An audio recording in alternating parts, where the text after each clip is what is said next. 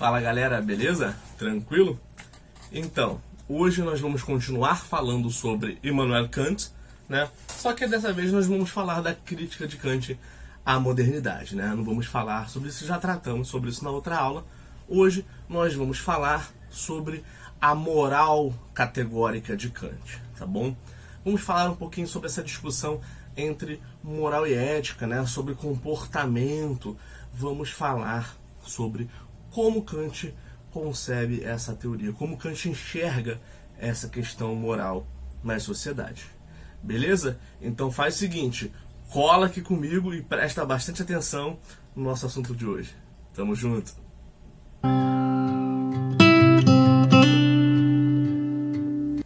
Então, pessoal, para a gente entender um pouco sobre a moral kantiana, a gente tem que entender primeiro que a noção de moral para o Kant não é uma noção utilitarista, né? Não está ligado às consequências, né, dos atos dos indivíduos, mas está ligado a uma ideia de liberdade, né? A moral e a liberdade, elas estão em comunhão para Kant, né? A moral deve reger um princípio maior, um princípio universalista, né? Um princípio imutável. A moral deve ser geral, né? E deve nortear todo o comportamento de todo mundo, e não apenas de um indivíduo ou outro, ou um grupo de indivíduos, tá? Então, para a gente caminhar dentro dessa compreensão entre moral, né, entre liberdade e moralidade em Kant, a gente tem que entender essa noção kantiana dessa geralidade, dessa universalidade, tá bom? Para ele, o certo, né, o ser humano, ele tem que agir pelo que é certo, tá bom? E o certo é uma coisa geral que deve determinar o comportamento de todo mundo, e não de um indivíduo ou outro, né? O certo para ele não tem a ver com consequências dos atos, tá bom? Das nossas ações. O certo para o Kant determina como o comportamento deve acontecer, tá bom? Isso é muito importante para a gente entender até aqui, pessoal, porque isso tem a ver com as nossas escolhas, com as escolhas que nós fazemos na nossa vida. Ah, eu quero ser isso, né? Vocês estão em vestibular, né? Vocês estão estudando para passar no concurso, para fazer uma prova, certo? Então, vocês estão utilizando o estudo de vocês como um recurso para atingir um fim. Ou seja, vocês estão utilizando de maneira utilitarista, entendeu? De uma maneira materialista. Não é desta forma que o Kant determina que se faça. Vamos pegar um exemplo aqui para ficar mais claro para vocês, né? Como sempre, eu e minha garrafinha de água, olha, que está quase vazia.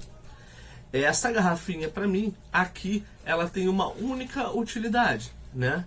Depositar água para eu beber, certo? Pois é. Qual é o meu objetivo de ter uma garrafinha de água? É servir de enfeite? É usar como exemplo na aula? Não, é beber água, né? Pois é. Esta garrafa, ela é um mero meio, um mero instrumento para uma finalidade. Para que finalidade? Eu beber água. Entendeu? Esta é uma ação utilitária. Eu estou apenas utilizando esta garrafa como um mero instrumento, né? Só que o Kant vai dizer que o ser humano, ele não pode ser usado como um mero instrumento, né? Porque o ser humano, ele é capaz de fazer escolhas. E ele é capaz de fazer escolhas justamente pelo seu princípio de racionalidade. É a razão humana que pode determinar, que deve determinar as atitudes, a conduta humana. E essa razão, ela já põe o homem no lugar de não ser um mero objeto, um mero meio para determinada utilidade, né? Vamos pegar uma outra situação, exemplo aqui. Vamos supor que você, né, precisa ir a um evento, e nesse evento você precisa estar acompanhado, né? Não sei, né? Qualquer evento. Um evento que você precisa estar acompanhado, e para isso Você que iria no evento inicialmente sozinho, você vai buscar uma companhia para ir a esse evento. Não porque você deseja essa companhia, mas porque você precisa estar acompanhado neste evento social.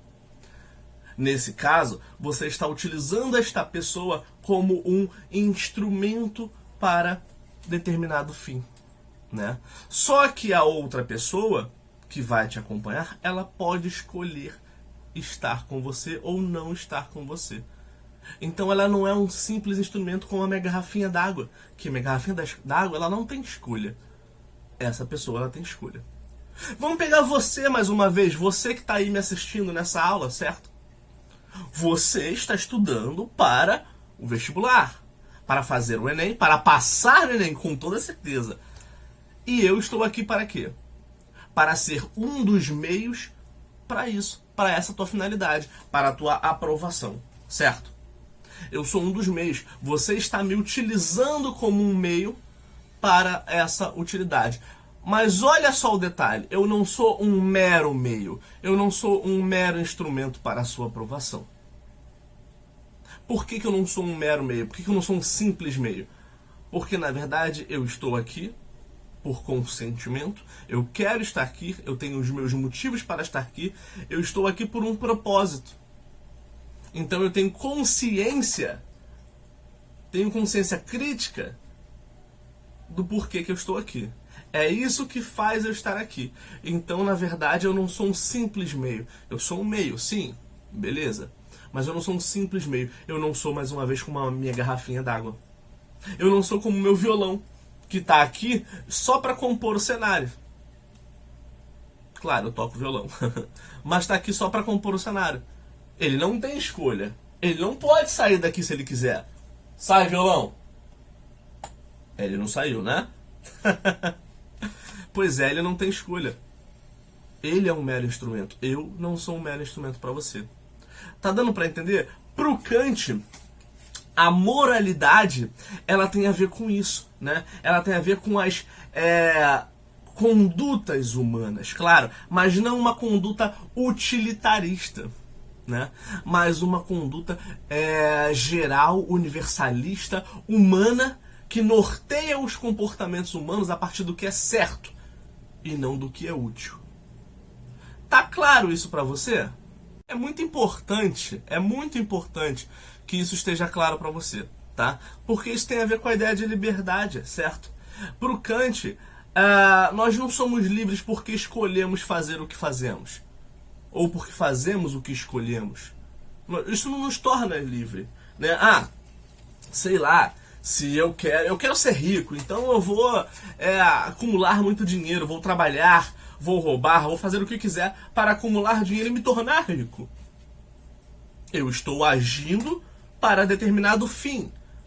E eu estou estabelecendo quais são os meios para isso. Os meios são meramente utilidades para a minha finalidade, para o meu objetivo.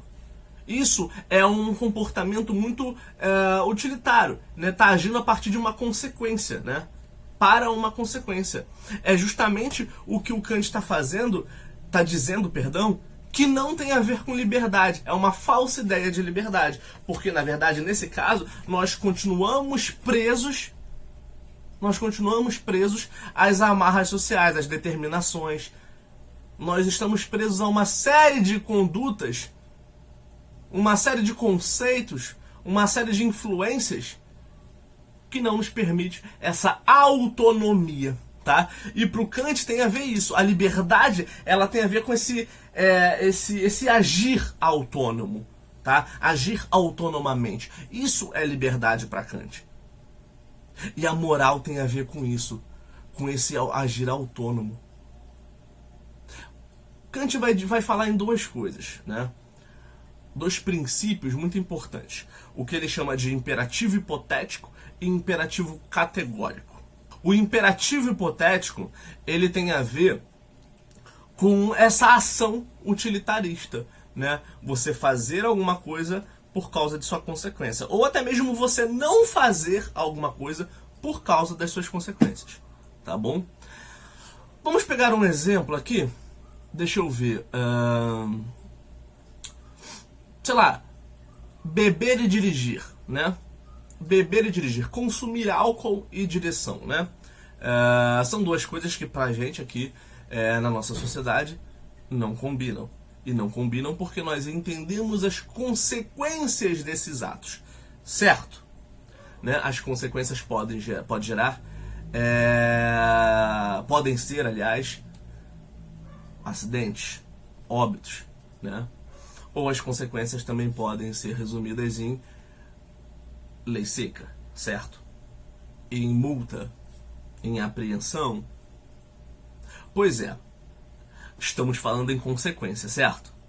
Olha a visão utilitarista aí, né? Esse é o imperativo hipotético que o Kant está falando. São as ações sendo determinadas pela consequência, pela utilidade, tá bom?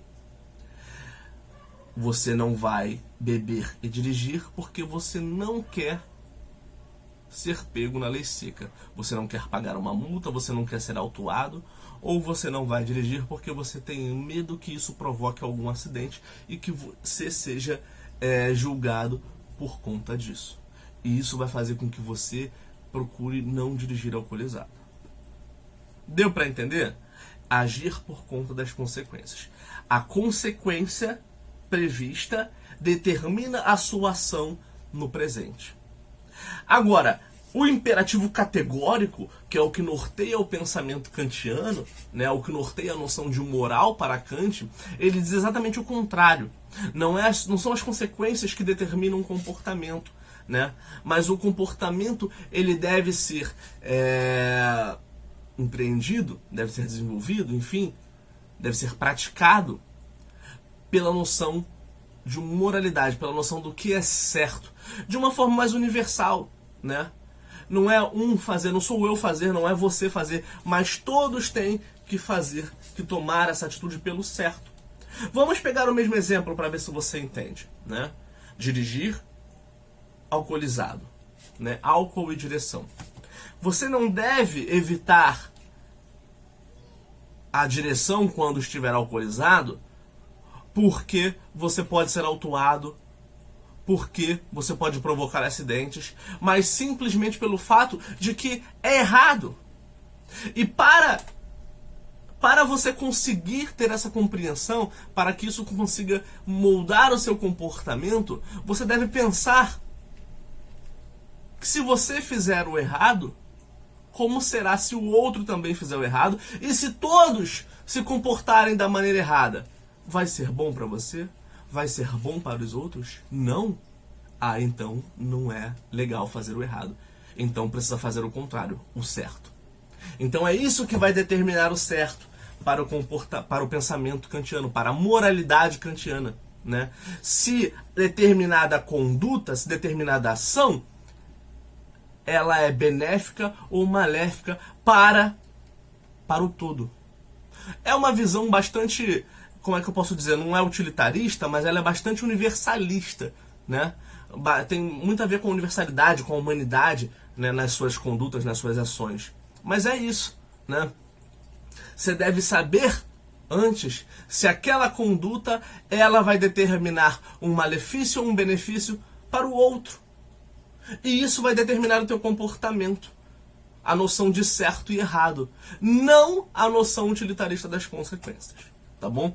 Esse é o chamado imperativo categórico na filosofia moral de Kant. Tá bom? Bem, eu espero que você tenha entendido um pouquinho, né, sobre o que é a moral categórica de Kant, né, essa noção aí de imperativo hipotético e categórico. Tá bom? Espero que você tenha entendido o que representa a moral, né, a autonomia do sujeito, a liberdade na filosofia moral de Kant.